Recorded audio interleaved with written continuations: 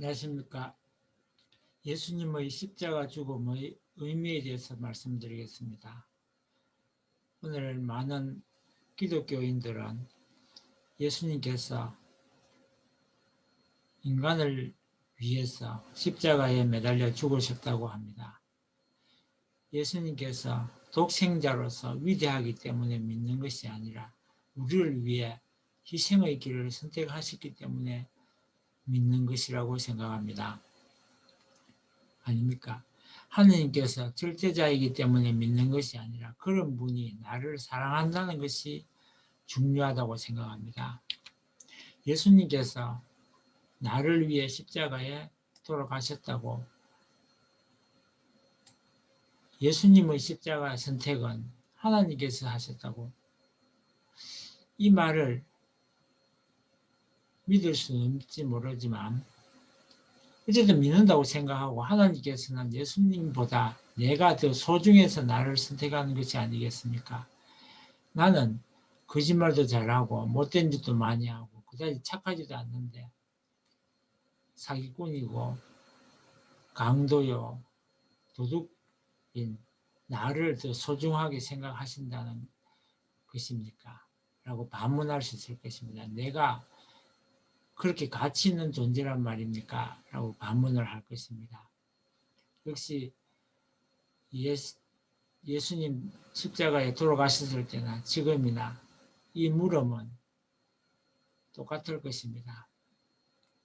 예수님께서 독생자로서 위대하기 때문에 믿는 것이 아니라 우리를 위해서 희생의 길을 선택하시기 때문에 믿는다는 내용을 조금 더 자세히 생각해 보겠습니다. 하나님께서 예수님보다 더 나를 사랑하시는 이유가 뭐겠습니까? 능력 있으신 하나님께서 나를 사랑하시는 이유가 따로 있겠습니까? 어렵게 나를 창조하셨기 때문에 워낙 하나님께서 능력이 뛰어나시기 때문에 뭐 그렇게 어렵게 만드신 것은 아닐 것입니다. 그러나 그런 능력이 있으시고 대단한 분이 나를 사랑한다는 것이 중요한 것입니다. 하나님께서 그토록 나를 사랑하신다는 증거가 있겠습니까? 하나님께서는 나를 사랑하시기 위해서 온 우주 만물을 창조하셨고 지금도 나를 위해 운행하고 계십니다. 내가 추울까봐 태양도 만드시고 또 그 태양빛을 비춰주시고 밤에는 어두워서 넘어질세라 달도 만들어서 밤에 달빛을 비춰주시고 계십니다.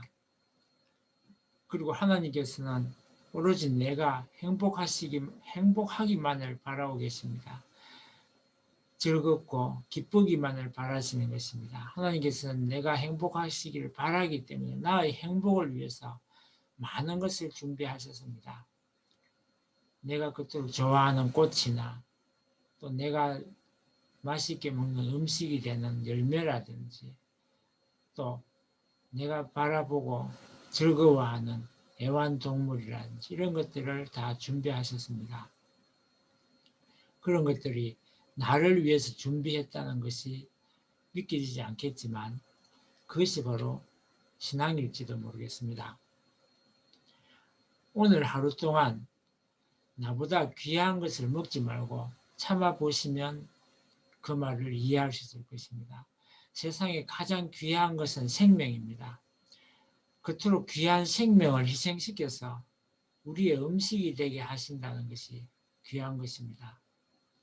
그만큼 우리가 귀한 것일까요? 그렇기 때문에 우리는 더욱 귀하게 살아가야 할 것입니다. 그럼 어떻게 사는 것이 귀하게 사는 것일까요?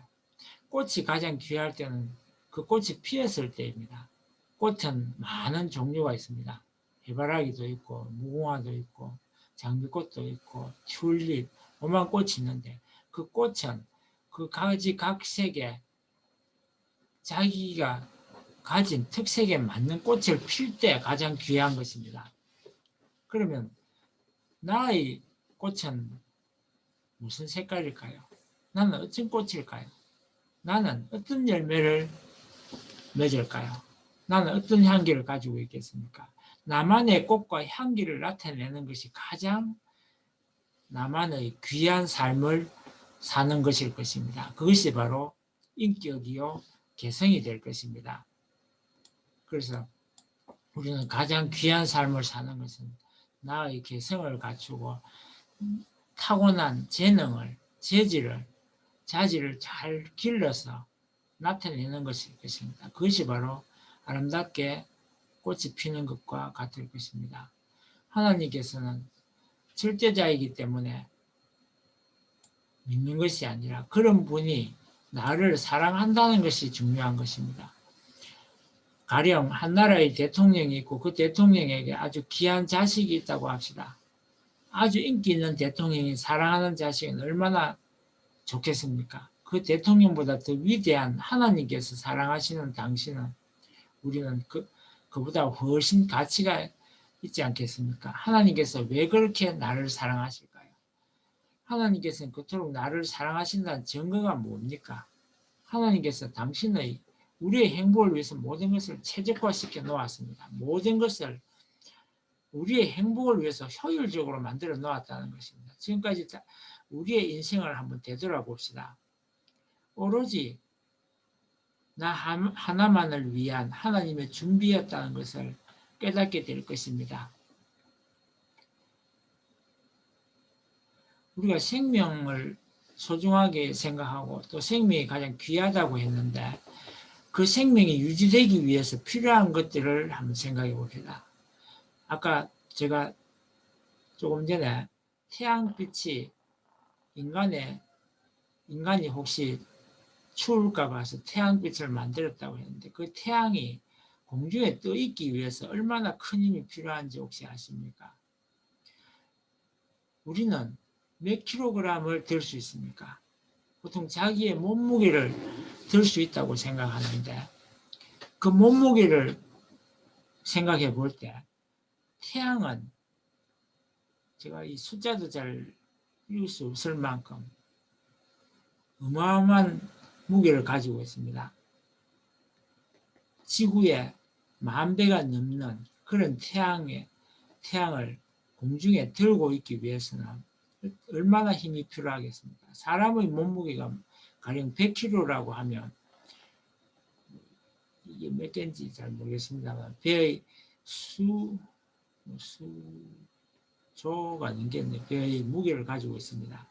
그런 태양을 잠시 들고 있는 것이 아니라 100억 년이 넘는 기간 동안 공중에 띄워놓기 위해서 얼마나 큰 힘이 필요할까 한번 상상해 보시기 바랍니다. 태양이 그냥 공중에 붕 떠 있는 것이 아니라 일정하게 거리를 유지하면서 떠 있기 위해서 또 다른 혹성, 즉 무수한 별들이 필요한 것입니다.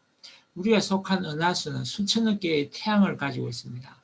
이러한 은하수가 일정하게 공중에 떠서 회전하기 위해서 필요한 것이 또 역시 수천억 개의 이웃 있는 수많은 은하 군단, 은하들이 있겠습니다.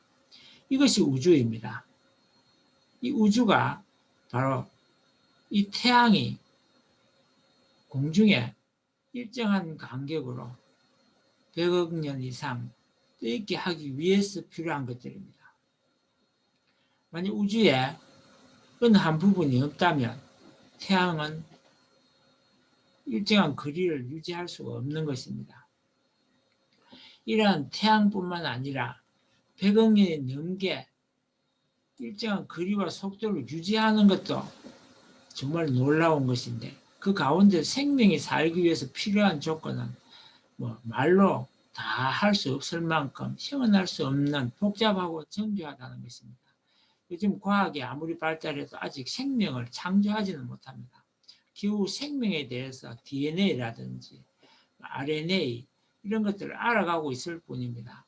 생명을 기르는 농부나 또 가축을 기르는 축산업자 그리고 식물이라든지 또 채소를 가꾸는 사람들이 어떻게 보면 참 대단한 것입니다. 그런데 문제는 그 생명을 희생시키지 않으면 우리가 살아갈 수 없다는 것입니다. 우리가 먹는 음식이 대부분 생명이 죽어서 만든 것입니다. 죽고 나서 먹는 것이 아니라 살아있는 것을 죽여서 먹는 음식이 많습니다. 소고기, 돼지고기, 닭고기 이런 것들은 참으로 귀한 생명일 텐데 그것을 죽은 것을 먹는 것이 아니라 살아있는 것을 죽여서 우리가 싱싱하게 먹는 것입니다. 채소라든지 어떻게 생각해 보면 우리는 많은 생명들의 희생을 생각하지 않을 수 없는 것입니다. 그러한 생명 덕분에 우리가 살고 있는 것입니다. 하나님께서 우리를 그토록 사랑하시기 때문에 그러한 생명을 희생시켜서라도 우리를 살리시려고 하신다는 것입니다.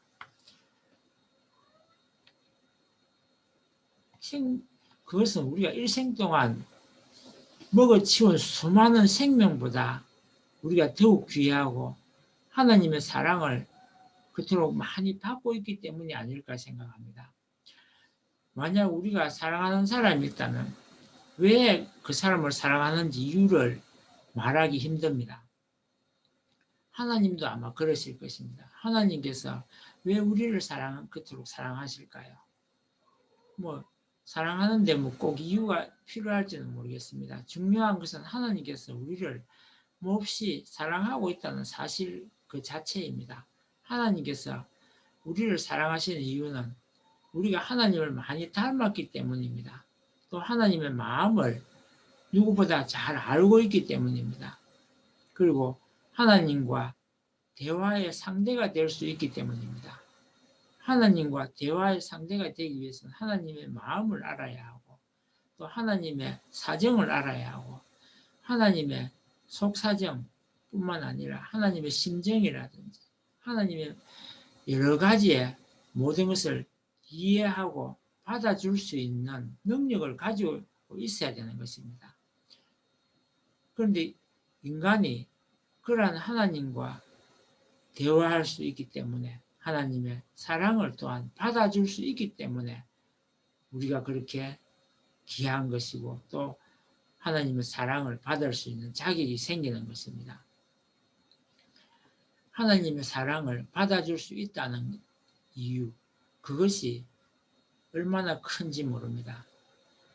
우리가 하나님의 마음을 알고 하나님이 우리를 사랑하시는 줄을 또 알고 또 그 사랑을 위해서 하나님께서 그 사람을 위해서 또 어떤 생명을 창조해 놓고 사랑하신다는 것, 또 특히 사람을 위해서 많은 것을 희생을 한다는 것, 이런 것들을 다 알고 계셨던 예수님이 사실은 얼마나 위대한지 모른다는 것입니다.